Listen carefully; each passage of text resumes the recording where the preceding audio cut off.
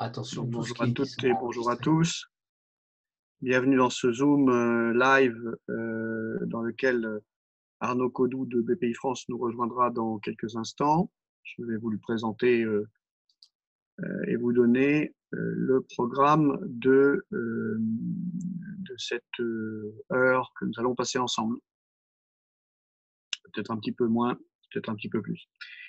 Arnaud est directeur général adjoint de BPI France en charge des finances et du réseau. Donc, globalement, chez BPI France, il y a plusieurs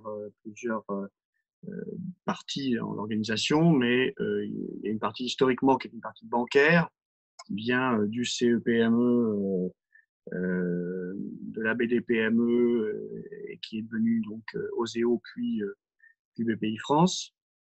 Et c'est sa partie. Et en plus de ça, il est le directeur financier ou le directeur général en charge des finances du groupe.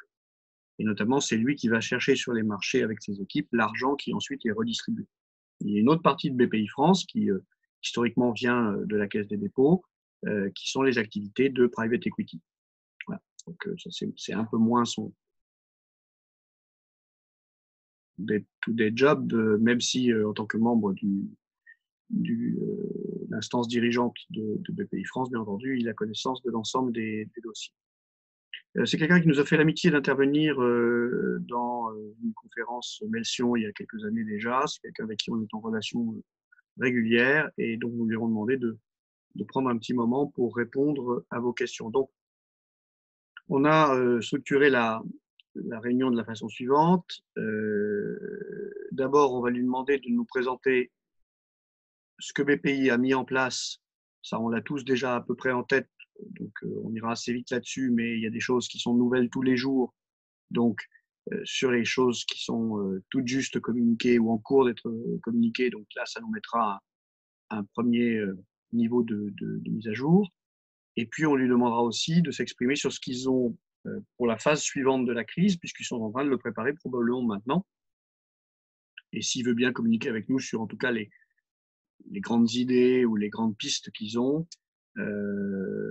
ça, c'est quelque chose qui peut nous aider à nous positionner en tant qu'entrepreneur dans les prochaines semaines. Ensuite, on passera en deuxième étape, c'est qu'on lui demandera de répondre aux questions s'il a des réponses que vous nous avez fait parvenir et que j'ai synthétisées dans un document. Alors, vous êtes plusieurs à avoir posé des questions sur les fonds propres. Vous êtes plusieurs à avoir posé des questions sur l'éligibilité, bien sûr. Dans tel cas, est-ce que j'ai droit, est-ce que j'ai pas droit à ceci, à cela. Plusieurs séries de questions sur le processus d'analyse des dossiers. Comment est-ce que BPI analyse ses dossiers et donc une petite question là-dessus. La gestion de la relation avec BPI, comment faire quand on n'a pas d'interlocuteur, malgré les différents contacts qu'on a eus, qu'on est toujours un petit peu sans réponse.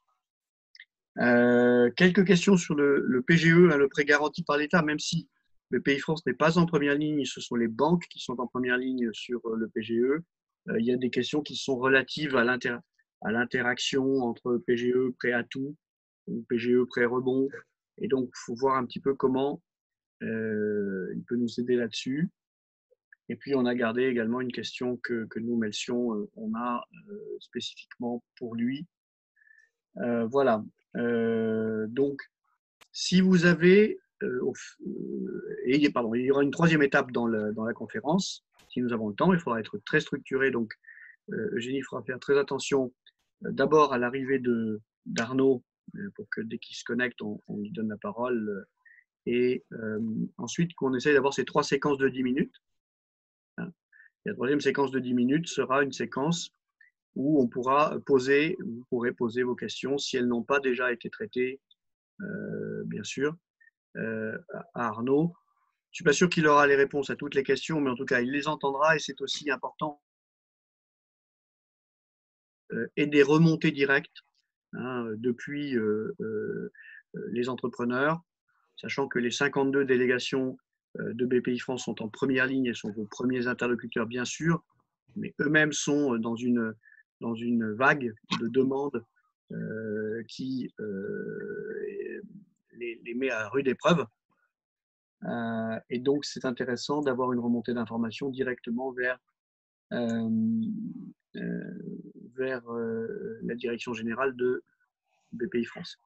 Il y aura un follow-up. Donc, si vous n'avez pas eu la réponse précise à la question que vous vous posez parce qu'elle n'aura pas été évoquée pendant ce Zoom live, eh bien, vous pourrez l'inscrire dans le chat, vous pourrez l'envoyer sur l'email dédié à ces questionnements et on essaiera de faire suivre dans la mesure du possible vos questions et les réponses individuellement. Alors, si vous êtes un millier à nous poser des questions, 3 questions chacun, ça va prendre un petit peu plus que 24 heures. Mais pour le reste, on essaiera de s'enrichir de l'expérience des uns et des autres. Voilà. Peut-être Joe, Tristan, si vous voulez rajouter un mot avant que Arnaud arrive. En fait, je voudrais juste une précision sur les questions qu'on pose parce que on peut exposer des cas complexes ou imprévus déjà pour lesquels BPI n'a pas donné de réponse. Dans quelle mesure, Patrick, tu penses qu'on pourrait donner des cas très spécifiques et dans quelle mesure il faudrait ou on pourrait challenger Arnaud là-dessus? Je voudrais qu'on trouve le bon dosage parce que je sais que ça peut partir dans un sens ou dans l'autre. Quelle est ta recommandation, toi qui le connais bien? La recommandation, c'est que la phase 3 est faite pour ça, c'est-à-dire phase 1, ils nous expliquent ce qu'ils ont en cours et ce qu'ils préparent. Phase 2, ils répondent aux questions qu'on a déjà posées. Phase 3, si la réponse n'est pas, n'est pas satisfaisante, à ce moment-là, on peut revenir.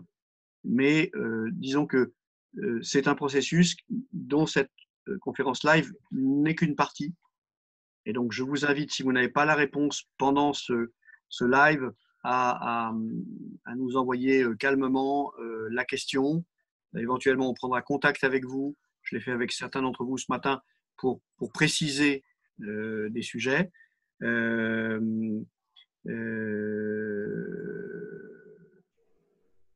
Voilà. Donc, il y aura une suite. Comme l'a dit quelqu'un bien mieux que moi, il y aura un jour et il y aura un matin. Tristan, pas de questions. Parfait. Donc, écoutez, si vous avez le chat, vous pouvez commencer à envoyer des petites informations.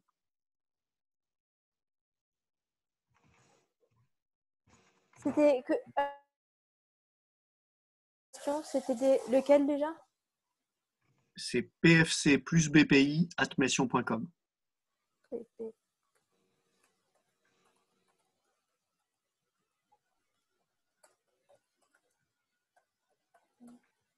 Voilà, bonjour Frédéric. Alors, on peut faire un petit sondage un petit peu rapidement en attendant l'arrivée d'Arnaud qui devrait être rapide. Est-ce que vous voulez mettre +1 si vous avez déjà fait votre demande? Je ne dis pas que vous avez parlé à quelqu'un, mais vous avez déposé votre dossier complet chez BPI. +1 dans le chat, s'il vous plaît. Ah, OK.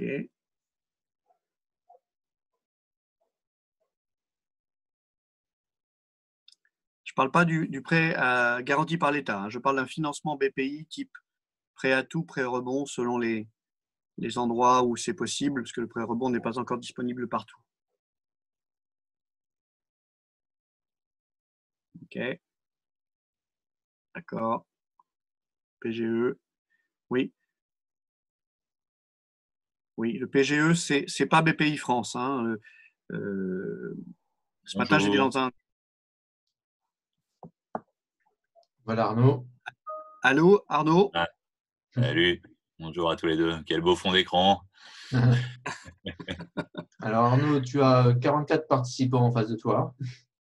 Super, bonjour à tous. Merci d'être là. Nous avons enregistré la séquence, donc on la publiera sur la chaîne YouTube comme d'habitude. Si jamais il y a un truc que tu ne veux pas voir, si tu fais un petit signe discret, on coupera au montage. On coupera au montage. Coucou, merci pour ton temps. On sait que tu as un petit peu moins de 30 minutes. Merci pour votre invitation. Merci à tout le monde d'être là. On va faire donc 3 étapes dans ce live, donc 3 étapes globalement de 10 minutes. Une première C'est indicatif. Une première où tu nous parles un petit peu de ce que vous avez mis en place, mais surtout de ce que vous êtes en train de préparer pour la semaine prochaine et puis un petit peu plus loin dans la gestion de la crise. Si tu peux nous en dire 2 mots pour permettre aux entrepreneurs de se situer dans un continuum dans leur relation avec BPI France. Tout ça est une vague qui nous a pris par surprise. Vous avez réagi très très vite, vous avez bossé le premier week-end, ça s'est vu parce que dès le lundi, vous étiez là avec des réponses. Et pas que le premier, ouais. Voilà.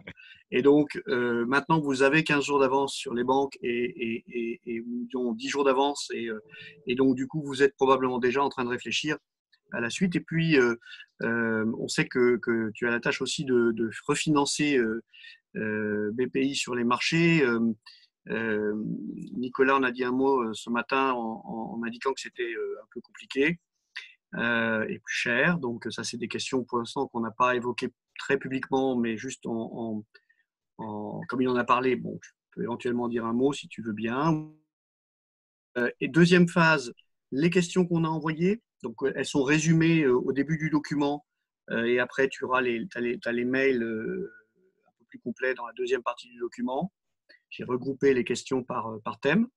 Et puis troisième partie, si tu es d'accord, les 10 dernières minutes, un échange où les entrepreneurs qui n'ont pas forcément exactement le même cas peuvent te poser directement la question. Le but étant aussi de faire remonter de l'information vers vous, parce que le réseau fait de son mieux, mais il est sous la vague. Il n'a jamais été aussi populaire, bien entendu. Et donc, du coup, ça peut permettre de faire remonter plus vite les difficultés que rencontrent le réseau et les entrepreneurs. Ouais, ouais. Écoute, merci. OK. Premier point, je laisserai pas dire qu'on a 15 jours d'avance sur les banques. En fait, la crise, évidemment, elle est massive, donc elle concerne au minimum la moitié des entreprises de France. Donc, c'est pas à notre échelle, BPI. Et donc, depuis le début, on travaille avec les banques, en fait. C'est un sujet de faire à l'échelle de toutes les entreprises françaises ce qu'on fait ordinairement à l'échelle de nos clients. Et donc, c'est beaucoup de co-intervention avec les banques, c'est de la garantie des banques en direct. Et c'est avec ce type d'outils qu'on va réussir à adresser la masse des sujets qu'il faut effectivement adresser en quelques semaines. Tu l'as dit, notre réseau il est totalement sur le pont. Les gens bossent énormément, ils sont très fiers d'être chez nous, très heureux d'avoir des outils pour aider nos clients. En même temps, ils sont à peu près 1000 dans les directions régionales et donc on ne peut pas, on ne prétend pas, on ne veut pas tout faire. En revanche, on veut travailler en partenaire de toutes les banques commerciales pour leur permettre de chacune traiter en fait leurs clients. Donc c'est ça l'idée fondamentale du prêt garanti par l'État, c'est que l'ensemble des banques soit le grand canal d'accès à l'ensemble des entreprises françaises, un peu plus d'1 500 000, qui ont toutes, presque toutes, un sujet Covid-19. Pour la moitié, c'est un sujet de quasi-arrêt des activités, donc c'est un sujet de perte massive de chiffre d'affaires. Pour d'autres, c'est des difficultés opérationnelles qui sont peut-être moins massives que ça. Enfin, l'essentiel des entreprises sont impactées, donc il n'y a pas de solution sans la très forte implication et l'engagement massif de l'ensemble des grands réseaux bancaires en termes ne serait-ce que de financement. C'est vraiment ça qu'on a cherché à faire depuis le début. Ça a pris plusieurs formes progressivement. On a commencé par faire des garanties qui ne sont pas classiques, mais qui étaient les mêmes que celles qu'on avait fait en 2008-2009, donc de renforcement de trésorerie, de garantie de ligne de crédit, sur lesquelles on pouvait intervenir, mais en centaines de millions d'euros, voire à l'échelle de quelques milliards d'euros, assez vite. Et ça a permis d'avoir des solutions, effectivement, dès la mi-mars, même un petit peu avant, pour les gens qui étaient déjà en difficulté. En gros, les premiers secteurs touchés, on les a vus arriver vers la mi-février progressivement et s'accélérer très fortement fin février. Donc, c'est à partir de ce moment-là qu'on a ressorti ces solutions-là. Et assez rapidement, évidemment, on s'est rendu compte que l'échelle du problème était plutôt en dizaines, voire en centaines de milliards d'euros.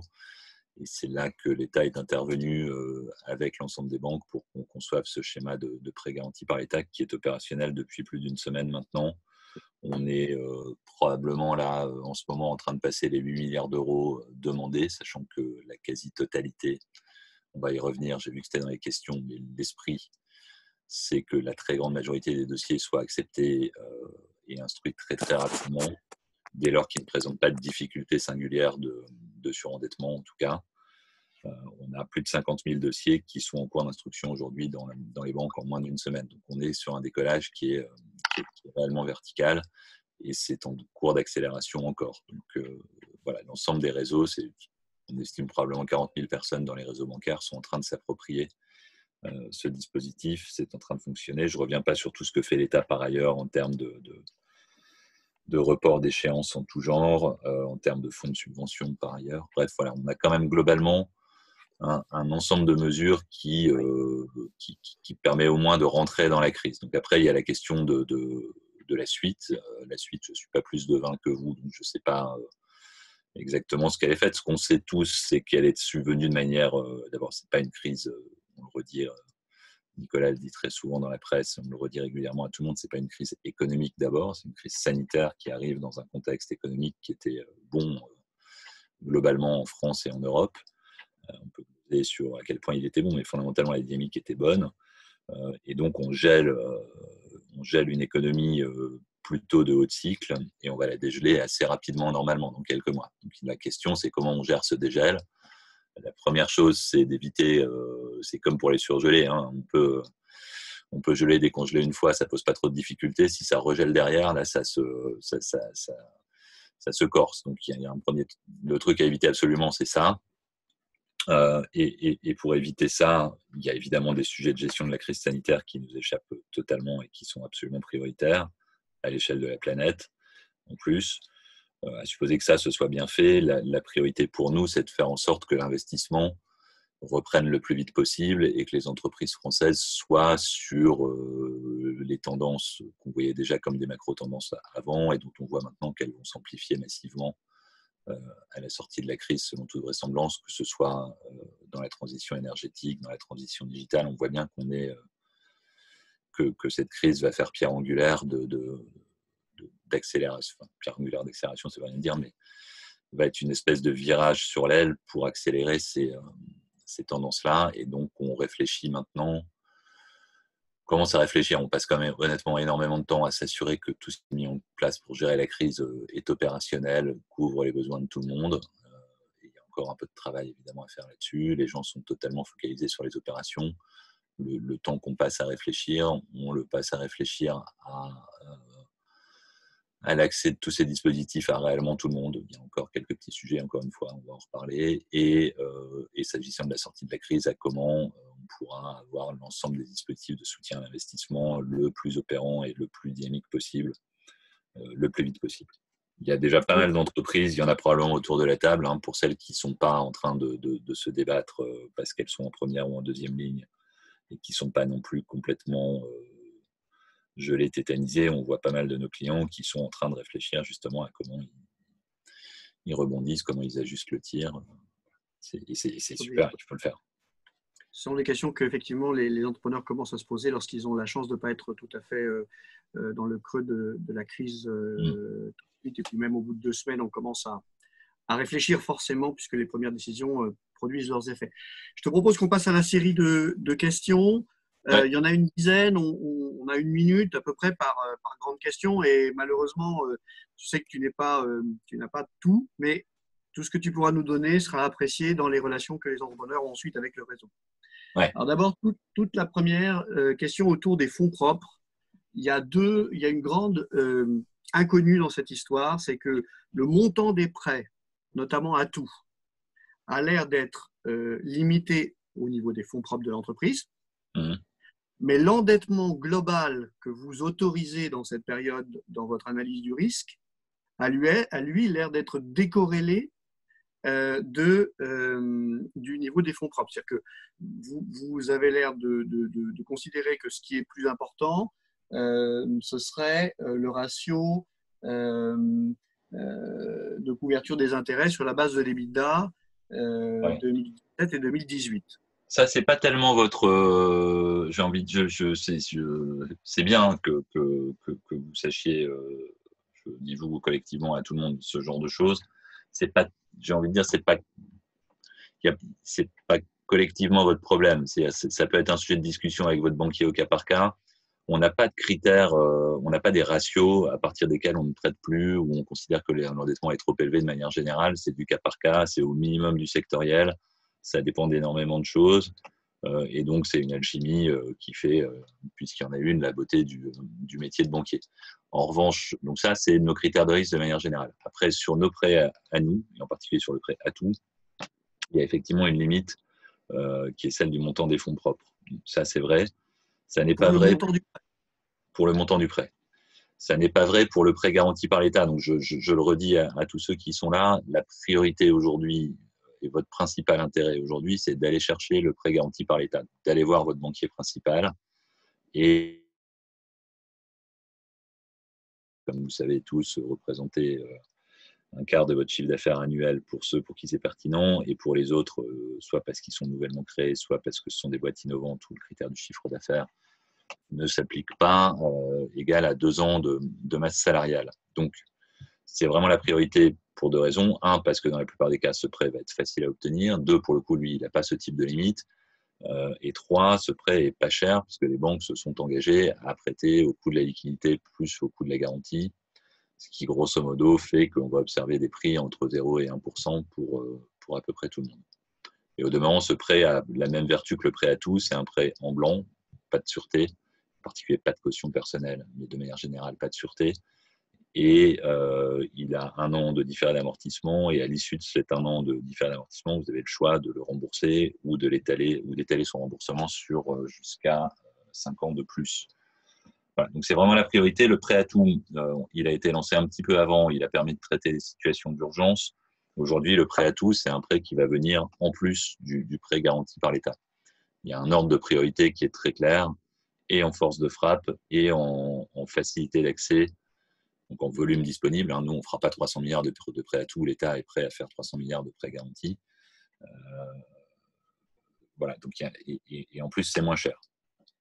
Et vous pouvez en avoir plus en montant le cas échéant. Donc, c'est vraiment la priorité d'aller chercher ça. Et nous, on va se ranger gentiment, si je puis dire, en subsidiarité. On est tout à fait prêt et content de faire des prêts à tout. C'est notre métier. Mais on les fera en plus. D'accord. Juste, ce qui est compliqué, c'est que les banques étant en train de découvrir le sujet, les réseaux, notamment les agences et centres d'affaires entreprises sont en train de découvrir le sujet, ils ont tout un tas de réflexes qui sont les réflexes qu'ils avaient le mois dernier. Mais ça change vite. Ça change vite. Sincèrement, ça change vite. On a eu beaucoup de discussions avec chacune des grandes banques, avec la FBF et avec Bercy sur ça.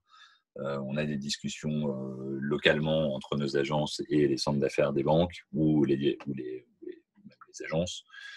C'est en train de changer vite. C'est normal qu'il ait fallu quelques jours quand même pour que ça se déploie. C'est même déjà exceptionnel que ça se soit déployé en quelques jours. Sincèrement, je pense que ça change très vite. Voilà. Ok.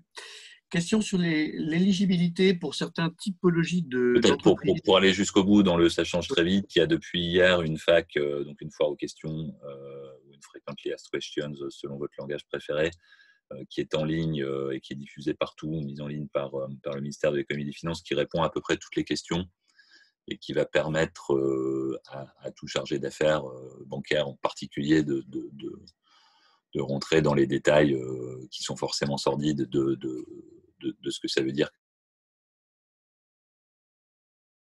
Il y a plein de questions qui se posent, c'est normal. Donc cette FAQ a vocation, et je vous invite à la regarder. Je vous la passerai par mail. Si tu veux, Patrick, éventuellement, je te la passe et tu veux la diffuser. Elle est en ligne sinon, et elle permet de répondre à pas mal de ce type de questions techniques. Il y en a eu une infinité qu'on s'est posées là depuis une quinzaine de jours, et elles sont à peu près toutes traitées maintenant. Alors, une question sur l'éligibilité. On a des clients qui ont des sociétés de gestion de portefeuille, qui sont des gens qui distribuent du private equity, notamment dans des secteurs où il y en a besoin, qui ne sont pas forcément les secteurs classiques. Et elles ont l'air d'être exclues du dispositif parce que vues comme des sociétés financières. Et là, ce n'est pas vraiment le cas. Ce sont des boîtes entrepreneuriales avec un rôle particulier. C'est peut-être un cas très pointu, mais je voulais te le signaler pour que… Je confirme que c'est pointu. Je me mouille sous réserve de vérification. Pour moi, sont exclus pour le prêt garanti par l'État. Pour le prêt à tous, c'est probable que ces sociétés soient exclues parce qu'on est sur nos critères d'éligibilité habituels. Pour le prêt garanti par l'État, à ma connaissance, sont exclus les sociétés civiles immobilières et les établissements de crédit et d'assurance. Et je pense qu'une SGP doit être éligible. To be confirmed. Je vais vérifier. Ok. Mais par contre, pour le prêt à tout, tu confirmes que ça c'est… Pour le prêt à tout, je confirme, ouais. Bon. D'accord. Désolé, c'est pas ce qu'on fait usuellement, c'est des choses voilà, je pense que le PGE traite assez largement ces sujets-là. C'est des gens qu'on respecte parfaitement, mais qui ne sont pas nos clients ordinaires et voilà, sur lesquels on ne sait pas travailler. Ok. On s'était, Arnaud, posé la question avec nos amis de WeShare Bonds. Ouais. Si finalement la relation que BPI a avec les banques va être étendue aux néobanques, enfin ceux qui font une forme de crédit, est-ce qu'ils vont être capables de distribuer aussi du prêt garanti par l'État, ou est-ce que c'est pas à l'heure du jour? Non, le prêt garanti par l'État, d'abord, il est garanti par l'État et donc les termes sont fixés par l'État. Il est réservé aux établissements de crédit, ça c'est très clair. Donc pour les néobanques en général, c'est un sujet. Il faut renvoyer ses clients vers quelqu'un d'autre, qui peut être nous ou une autre banque. Mais ça c'est assez clair. Après, il y a d'autres. Nous, nos garanties en revanche, et les fonds qu'on a lancés il y a 15 jours, par exemple le fonds renforcement de la trésorerie, c'est parfaitement possible pour une plateforme de prêt d'y recourir. Ok, super. Il y a une question sur les sociétés en plan de continuation. Nicolas s'est exprimé à plusieurs reprises assez clairement en disant une société qui est en plan de continuation et qui a fait face à ces échéances et qui souffre évidemment du Covid est éligible. Ouais. Ce qui remonte du terrain, et pour les quelques clients qui sont dans ce cas de figure et qui ont remonté quelques années déjà depuis une crise difficile, qui peut être de 2018 et ses effets ont été 2008 et oui c'est ça, c'est pas loin.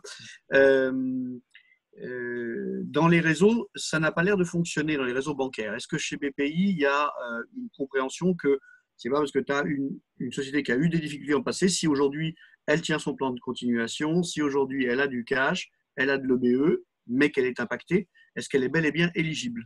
Oui, c'est parfaitement clair. C'est pas chez BPI ou ailleurs, c'est parfaitement clair dans tous les textes qui sont écrits et qui sont en train d'être partagés. Encore une fois, il n'y a pas d'ambiguïté là-dessus. D'accord. On fait référence à la fac. C'est dans la fameuse fac en question. Et donc, voilà. Après, la banque reste libre de son jugement quand même, en fonction de la qualité de l'exécution du plan, etc. Mais par principe, une entreprise qui est en plan et qui respecte les termes de son plan est parfaitement éligible. Aucun doute. Super. Des clients qui ont des soucis pour joindre leurs interlocuteurs. Alors, de deux catégories. D'abord, vous avez mis tout le monde à rappeler les gens qui s'étaient signalés sur la plateforme, y compris des gens du monde du private equity qui ont découvert un univers qu'ils ne connaissaient pas, et c'est toujours amusant de faire découvrir la vraie vie à des gens qui ne la connaissent pas autant que ça. Mais globalement, si tu veux, derrière, il y a un trou. Et une fois que oui, on vous a bien eu au téléphone, on vous transmet votre dossier à votre direction régionale. Après, ça, c'est le grand vide pour beaucoup de gens qui n'étaient pas encore clients BPI France et qui n'avaient pas encore du coup d'interlocuteur. Écoute, là, oui, on a mis beaucoup de gens sur une base de volontariat pour répondre. Il faut savoir qu'on a eu 30 000 appels la première semaine. Ça, c'est la partie chouette de l'histoire. Hein. Donc, c'est la partie chouette dès lors qu'on s'en dépatouille. Donc, on a fait tout ce qu'on pouvait pour traiter au plus vite. Et je pense qu'on a au moins répondu, on est au moins revenu vers tout le monde au maximum, au pire, en 48 heures. Il y a encore des dossiers en cours de traitement. C'est clair que c'est plus compliqué quand on connaît personne, qu'il y a un dossier à créer, qu'une boîte qui est strictement inconnue au bataillon, c'est toujours un peu plus compliqué. Aujourd'hui, je pense qu'on a, moi, je dirais qu'il doit rester entre 1000 et 2000 entreprises sur lesquelles on a encore une to-do.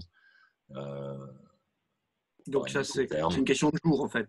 Normalement, c'est une question de jour. Comme c'est une question de jour et que par ailleurs, le flux d'appels entrants est quand même en train de se résorber, c'est-à-dire qu'il y a toutes sortes de dispositifs maintenant, les gens s'y repèrent mieux, le PGE, ça renvoie vers les banques et donc ça démultiplie évidemment infiniment les capacités de traitement. il y a aussi l'option de rappeler quand même, plutôt que d'attendre d'être rappelé à ce stade. D'accord. Et en particulier, probablement alors, pardon, j'ai mon imprimante qui sonne, elle marche toute seule là. Et probablement de rappeler plutôt en essayant de joindre un interlocuteur dans la direction régionale la plus proche de chez soi. Stade. Pour les entreprises qui ne sont pas des TPE en tout cas, c'est-à-dire pour les entreprises qui ont vocation à être des clients directs de BPI France. D'accord. OK. Petite question sur le PGE. Après communication du numéro de BPI à la banque, tu penses que ça se décaisse en combien de temps après? Parce qu'on ne sait pas encore s'il y a eu des décaissements. Nous, on n'a pas de trace de premier décaissement. Ni chez vous d'ailleurs.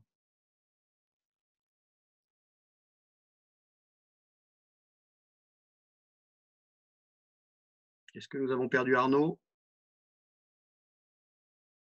Pas impossible. Après l'imprimante. Oui, on a perdu Arnaud. Il n'est plus là. Ah, c'était la question qui fâchait. Je suis vraiment désolé.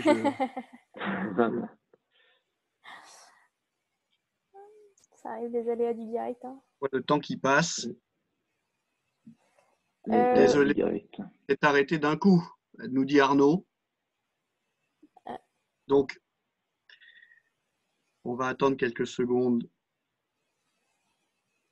Et après, on garde les 5 dernières minutes pour des questions.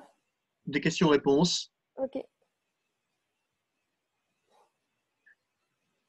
J'ai mis 5 minutes, vous essayez de... dans le chat le document FAQ dont parlait Arnaud tout à l'heure, donc vous pouvez le consulter.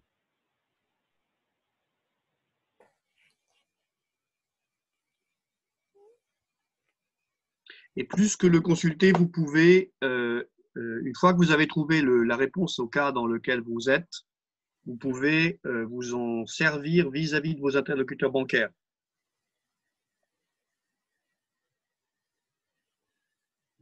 C'est une bonne manière, de façon sympathique, bien sûr, et pas agressive. Ça leur donne à eux aussi les clés de ce qu'il est possible de faire ou pas, ou en tout cas possible de présenter en comité ou pas. Sachant que pour tout le monde, c'est une situation nouvelle. La dernière fois, c'était il y a 12 ans. Ouais. Vous m'entendez? Voilà. Ça y est, voilà. Désolé, ça s'est arrêté d'un coup. Ouais, je ne sais pas ce qui s'est passé. Désolé. La question sur le décaissement, elle est toujours un problème, je comprends. Je ne l'ai pas entendue d'ailleurs, celle-là. Du coup, si tu peux répéter. Je te demandais si tu avais déjà des infos sur des décaissements de PGE ou de prêt à tout, parce que pour l'instant, on n'a pas d'infos sur ces éléments-là encore. Oui, moi j'en ai. On va communiquer. On va communiquer régulièrement, mais ça décaisse, je confirme. Ça décaisse. Parfait. Je ne peux pas donner de scoop. Ça a commencé et ça monte très très vite. Ouvrir les questions. Avant d'ouvrir les questions, nous on en a une en tant que Melsion. Est-ce qu'il serait possible d'avoir une cellule nationale d'expertise ou d'arbitrage vers qui faire remonter les cas atypiques, mais qui pourront permettre au réseau de faire son opinion, une forme de jurisprudence dynamique? Ça existe. Il y a une cellule dirigée par une personne bien identifiée qui traite tous les cas un peu compliqués. Le flux entrant normal, c'est plutôt que le réseau remonte les cas compliqués. Et donc, parce que sinon, la personne en question est évidemment submergée et elle se prend X fois les mêmes sujets. Donc, la façon dont on fonctionne, c'est que le réseau remonte tous les cas sur lesquels il ne s'est pas statué à Philippine, c'est son prénom, qui a une équipe qui traite ça et qui ensuite redescend à tous la jurisprudence au fil de l'eau. Interne, ouais. Donc voilà, ça arrive, en particulier dans ces moments-là où les choses bougent très très vite, ça arrive d'être confronté chez nous, comme chez n'importe quelle banque, à des gens qui ne maîtrisent pas parfaitement les choses. C'est la rançon de la réactivité. Et ayez confiance sur le fait que derrière, c'est effectivement traité et que ça redescend en quelques jours maximum. Alors, parmi les questions, Arnaud, je vois une question sur la banque qui a l'air de refuser de dépasser les 25% du chiffre d'affaires, même pour une société innovante. Donc, on est bien d'accord que ce n'est pas le plus haut des deux chiffres entre les 2 ans de masse salariale et les 25% de chiffre d'affaires.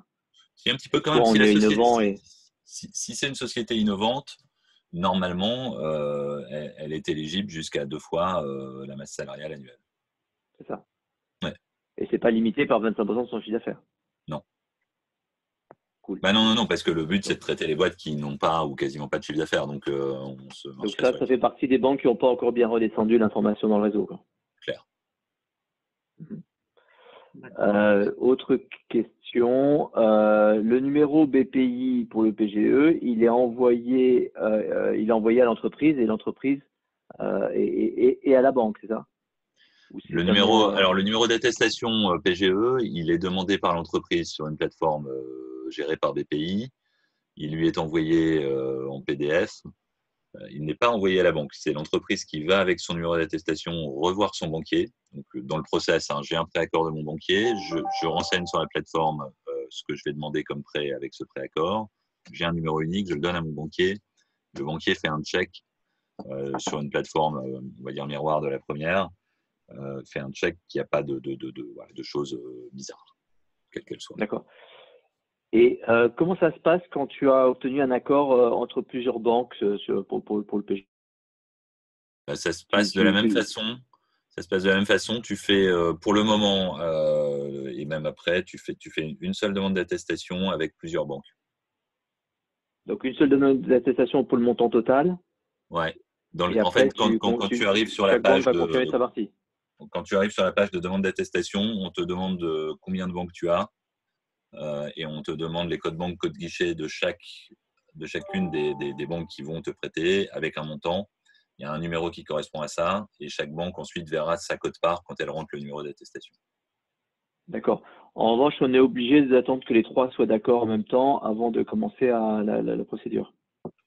Ouais, sachant que la procédure, c'est pour ceux qui ont déjà essayé, c'est pour quelqu'un qui n'est pas totalement digital native, c'est 5 minutes, quoi.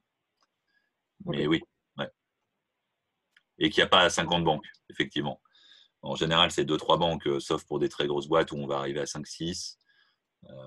Mais voilà, bon, bref, cette partie-là va vite. Et c'est une seule fois pour toutes les banques. Donc, il faut avoir le pool bancaire à peu près stabilisé avant.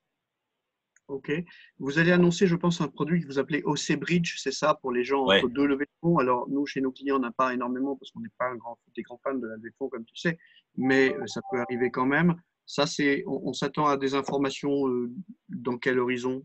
Alors, on a un truc qu'on a lancé qui est un fonds d'OC à faible probabilité de conversion, donc de quasi-fonds propres, plutôt à vocation de cap dev PME.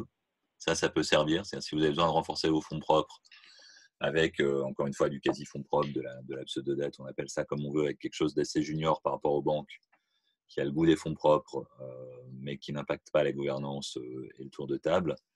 Ça, c'est en train d'être lancé. C'est plutôt une vocation ticket PME entre 500 000 et 2 millions d'euros, on va dire, ces ordres de grandeur-là.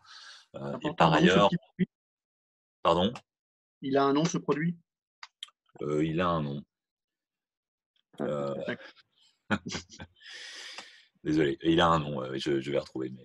Si tu nous diras demain. C'est les obligations. Non, ça, les obligations rebond. Je vais vous retrouver le vrai nom. Mais…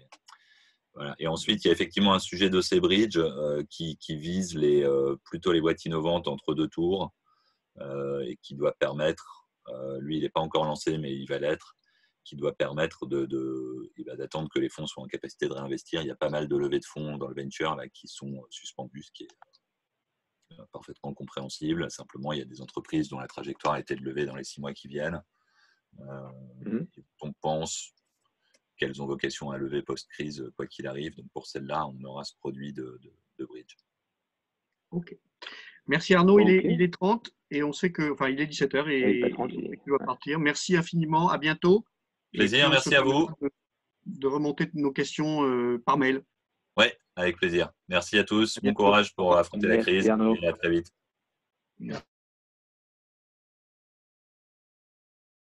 Alors, nous pouvons continuer quelques minutes ensemble. Dans vos questions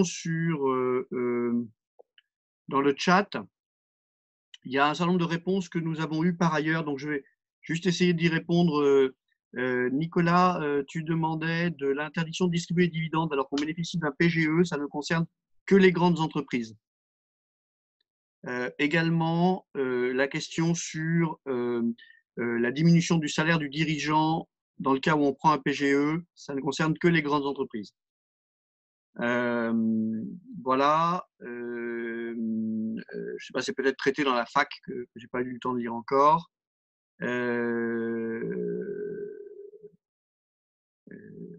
Il y a une question sur « j'ai pas reçu mon numéro BPI ».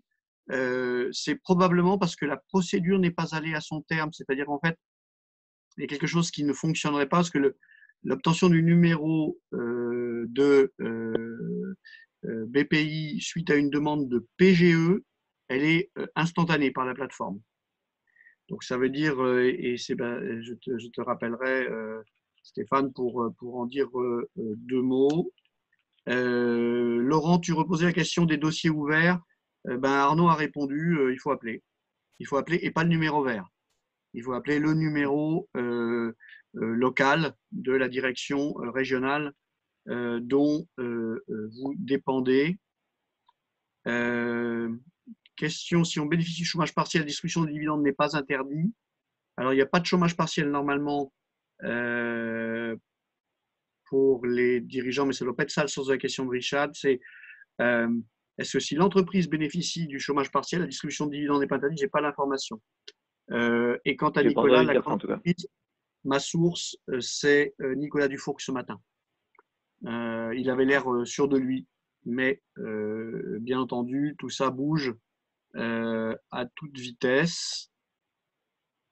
Voilà. Est-ce que vous avez d'autres questions que vous avez envie? Levez la main et on va vous donner la parole si vous avez une ou deux questions complémentaires, puisqu'il nous reste une dizaine de minutes.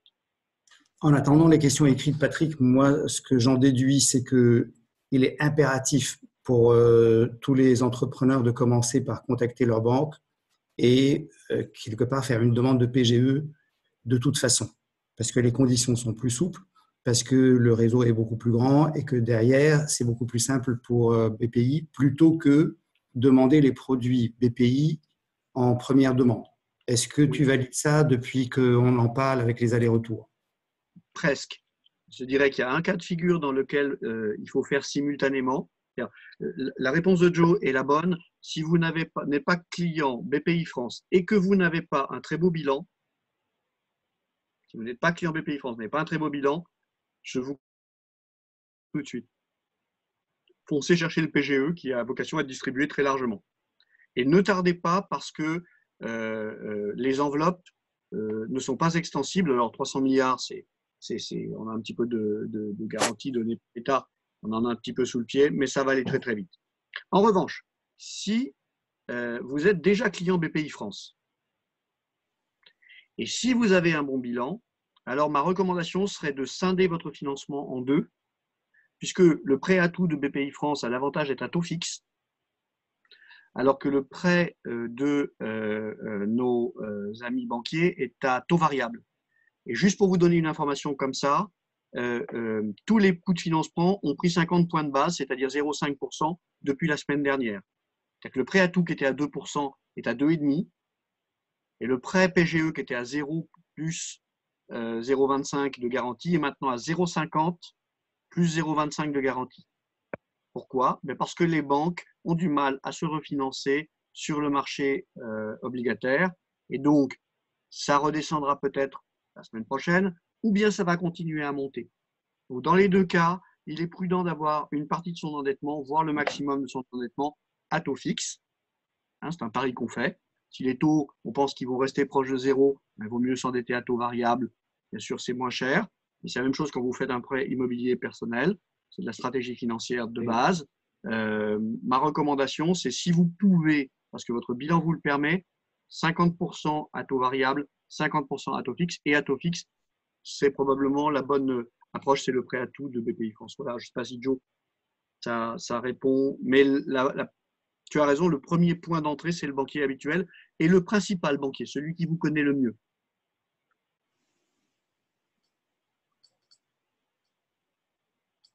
Petite question. Alors, oui. En effet, on voit que les banques ne respectent pas beaucoup des consignes du gouvernement, notamment sur les montants des prêts, sur comment ils sont accordés, etc. Comment choisir les entreprises à laquelle ils font des prêts. Ma question, c'est est-ce qu'il y a une façon de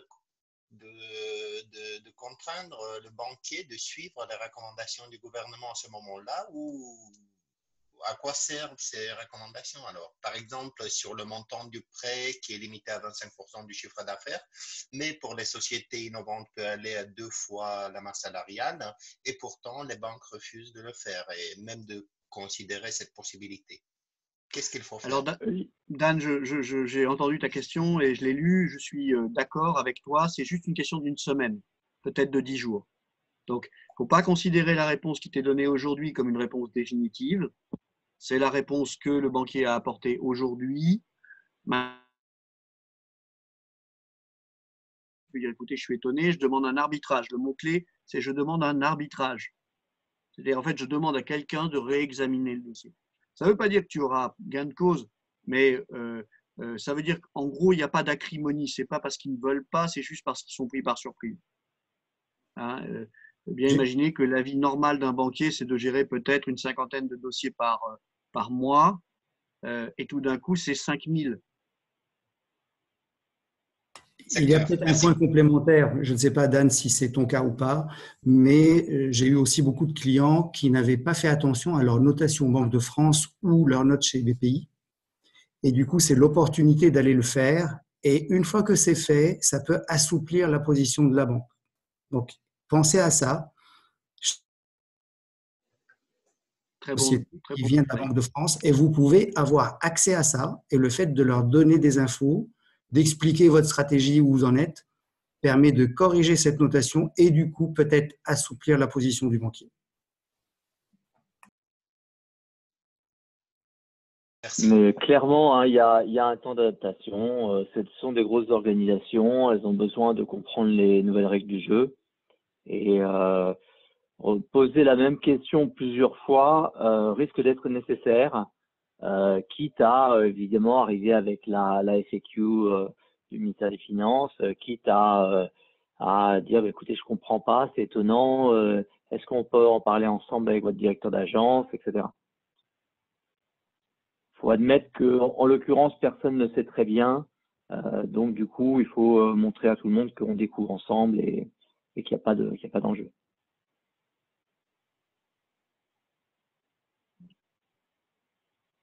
Voilà, bah écoutez, si il n'y a plus de questions particulières. J'avais éventuellement une suggestion, Patrick, Oui, Geoffroy. mais qui n'est pas totalement liée à BPI, qui est plus large. Ce serait peut-être, parce que j'ai déjà ces discussions avec des clients, ça serait avec Melcion d'engager d'une manière un peu organisée une réflexion sur l'après-Covid. Ça a deux mérites, même trois. Un, ça permet de se positionner pas uniquement dans l'urgence, mais dans l'après, donc de nous donner un peu plus d'espérance. Ça nous permet aussi de préparer la sortie de crise et éventuellement de nous repositionner, que ce soit dans notre manière de faire du business actuellement ou même dans des nouveaux business à exploiter à l'avenir. Lorsqu'on lit les tribunes des uns et des autres, les positions d'économistes dans telle ou telle banque, on a le sentiment que d'ores et déjà les gens réfléchissent et qu'il y a des orientations. Par exemple, on parle de déglobalisation de l'économie en France, indépendamment de ce que peut souhaiter le président en matière de masques. Ça va, si jamais il y a une volonté politique, économique, une prise de conscience de devoir davantage produire en France, ça va forcément avoir des effets assez rapides en termes de business, mais même pour les conseils, pour les avocats, et peut-être que ça peut nous donner l'opportunité de nous repositionner. Et moi, je trouve ça intéressant d'avoir d'ores et déjà cette réflexion, beaucoup long, mais essayer de l'avoir ensemble de manière organisée, concertée pour pouvoir peut-être avoir un temps d'avance. Alors, en fait, c'est une très bonne, c'est une très grosse demande qu'on reçoit. Donc, évidemment, on est en train de travailler là-dessus. On n'a pas encore bien défini la forme que ça allait prendre, mais évidemment, on a beaucoup de questions sur la fin de la crise et comment on passe à l'étape suivante. Donc, oui, évidemment, on va le faire. Là, nous, ce qu'on a de prévu pour l'instant, au-delà de nos réunions du vendredi matin, donc demain matin pour ceux qui sont inscrits, c'est le point de situation où on va chacun d'entre nous essayer d'aider à tirer les leçons de la situation. Mais pour ce qui est de prévu après ça, c'est essentiellement pour l'instant une question, un atelier de travail sur ce sujet-là. Oui. En fait, dans le timing, Geoffroy, on veut juste s'assurer que tout le monde est à l'abri et qu'ils ont passé les formalités de protection d'abord de ce qu'ils ont. Et très vite, c'est dans les cartons, on est en train d'enclencher sur la réflexion pour la suite. On attend que tout le monde soit rassuré dans le mode survie, j'allais dire. Mais merci pour la suggestion, elle est parfaitement bien prise.